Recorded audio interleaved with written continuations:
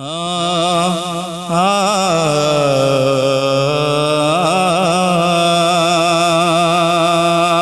خوبصورت کلام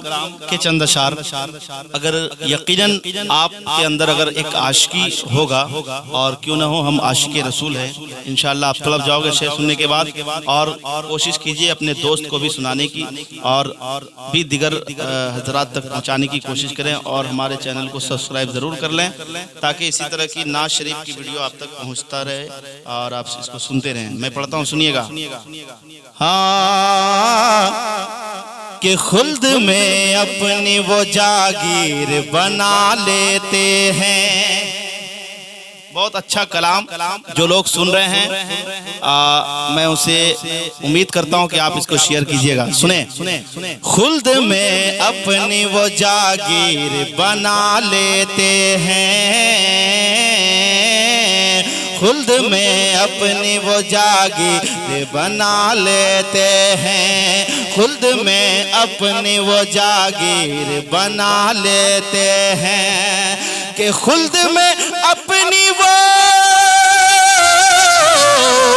خلد میں اپنی وہ جاگیر بنا لیتے ہیں،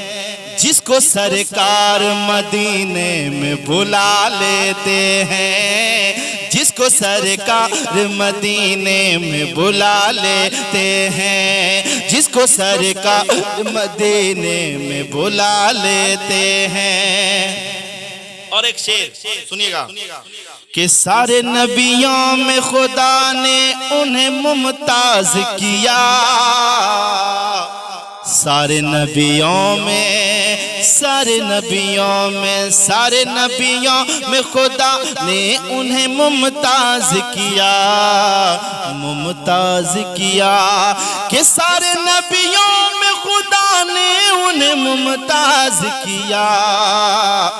بے سہاروں کو جو سینے سے لگا لیتے ہیں، بے سہاروں کو جو سینے سے لگا لیتے ہیں، بے سہاروں کو جو سینے سے لگا لیتے ہیں۔ اور ایک شعر پڑھتا ہوں بہت خوبصورت، ملاحظہ کریں کہ روز محشر کی کڑی دھوپ میں مدنی آقا، مدنی آقا، روز محشر کی کڑی دھوپ میں مدنی آقا، مدنی آقا، روز محشر کی کڑی دھوپ میں مدنی آقا، ہم گنہگار کو دامن میں چھپا لیتے ہیں، ہم گنہگار کو دامن میں چھپا لیتے ہیں۔ اور ایک شعر پڑھتا ہوں، بہت ہی پیارا شعر ہے، ملاحظہ فرمائیں، پیشگی کہہ دے سبحان اللہ، کہ شاہ بغداد ہو یا ہند کے راجہ خواجہ، شاہ بغداد ہو یا ہند کے راجہ خواجہ،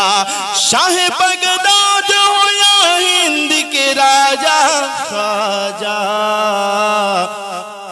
اپنے قدموں میں یہ دنیا کو جھکا دیتے ہیں، خلد میں اپنی وہ